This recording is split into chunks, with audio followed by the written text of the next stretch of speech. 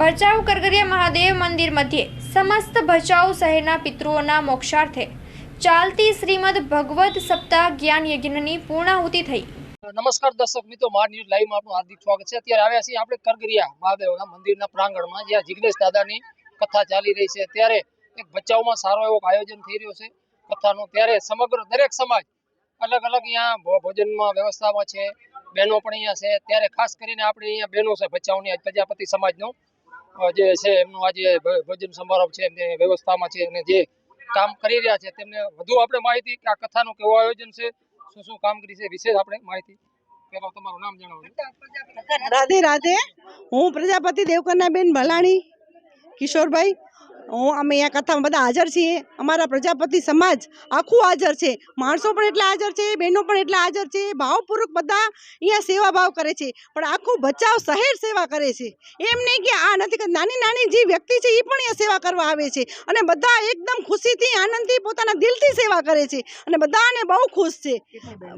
આપણી બહેનો તો 200 બહેનો છે, 200 ભાઈઓ છે, છતાં પણ બધી આખી સમાજ આવી છે, એમ નથી કે આ નથી। બેન, 7 દિવસ કથાનું આયોજન છે, આજે છેલ્લો દિવસ છે, કથા વિરામ થશે, આયોજન વિશે શું કહેશો? અમે તો રાધે રાધે, હું લીલાબેન પ્રજાપતિ। 7 દિવસ અમે અમારી બહેનોએ સેવામાં બહુ લાભ આપ્યો। સવારે 7:30 વાગે શાકભાજી સુધારવામાં આવી જતા, અને અમને બહુ મજા આવી છે। અને આયોજન પણ અમારી બહેનોએ ભાઈઓએ બધાએ પણ સાથ સહકાર બહુ આપ્યો, અને અમારા ભચાઉમાં બહુ એમ કે આ કથાનું મસ્ત મજા આવી એવી રીતે આ કથા સંપૂર્ણ થઈ રહી છે। કથાનું આયોજન, મારું નામ છે ભારતી પ્રજાપતિ, હું અંજાર રહું છું। આમ તો ઓસ્ટ્રેલિયાથી આવી છું, પણ મને બહુ આનંદ આવ્યો કે કથા જિગ્નેશ દાદાની એટલે કાંઈ કહેવાનું જ ન હોય।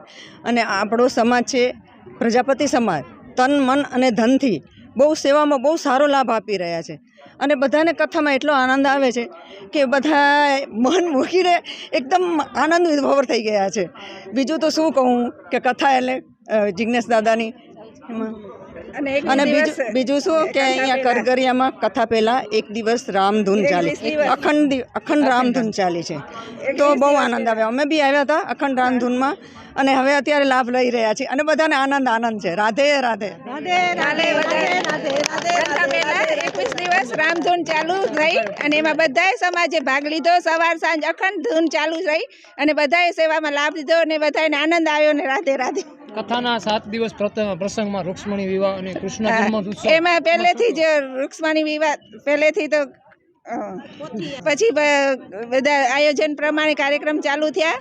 એ પ્રમાણે પછી પહેલે દિવસે પોથીયાત્રા થઈ, બીજે દિવસે વામન અવતાર થયો, પછી ત્રીજે દિવસે કૃષ્ણ અવતાર, ચોથે દિવસે કૃષ્ણ અવતાર થયો, રામ અવતાર થયો, અને 22 તારીખે રામ જ્યાં પ્રાણ પ્રતિષ્ઠા થઈ ત્યારે જ આપણે અહીંયા જ ભગવાનનો રામ ઉત્સવ ઉજવ્યો, અને એવો આનંદ આવ્યો કે સબસે આવો આનંદ ગોવર્ધન, પછી ગોવર્ધન લીલા થઈ, અને પછી રૂકમણી વિવાહ થયો, અને આજે સુરતામાં ચરિત્ર હતું છેલ્લું, અને હુંડી, અને ભગવાન બધાને શાંતિ આપે એ પ્રમાણે। પ્રજાપતિ, આ કથામાં બહુ જ આનંદ આવ્યો છે, બધાને બહુ જ આનંદ આવ્યો છે કે આમ અઠવાડિયું ક્યાં નીકળી ગયું ખબર નથી પડી હજી સુધી।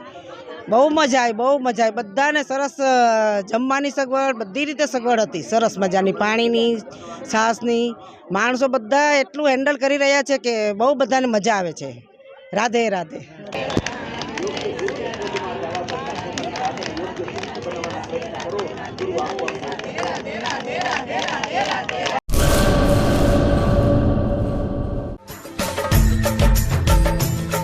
26મી જાન્યુઆરી પ્રજાસત્તાક પર્વની સર્વે દેશવાસીઓને હાર્દિક શુભેચ્છા।